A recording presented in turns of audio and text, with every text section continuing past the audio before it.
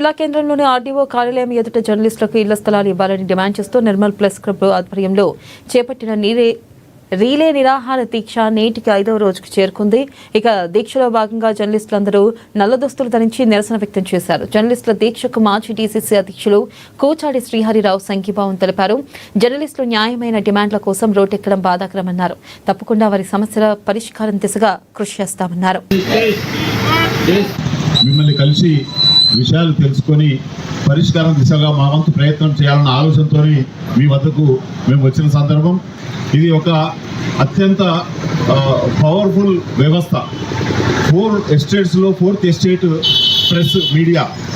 మరి అటువంటి మీడియా ఈరోజు రోడ్డెక్కి తమ డిమాండ్ సాధన కోసం నిరాహార దీక్ష చేయాల్సి రావడం విచారించదగ్గ విషయమని చెప్పి సందర్భంగా నేను మనవి చేస్తా ఉన్నాను.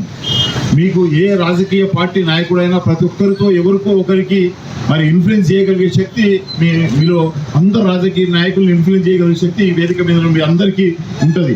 దయచేసి నా సూచన చేస్తా ఉన్నా. నేను ఈరోజే గౌరవ జిల్లా ఇన్ఛార్జ్ మంత్రి జూపల్లి కృష్ణారావు గారి నోటీస్కు ఈ విషయాన్ని తీసుకెళ్తా. ఒకవేళ మీరు ప్రతినిధి బృందం వచ్చినట్టయితే మిమ్మల్ని ప్రత్యేకంగా కలపడం కూడా కల్పిస్తాను.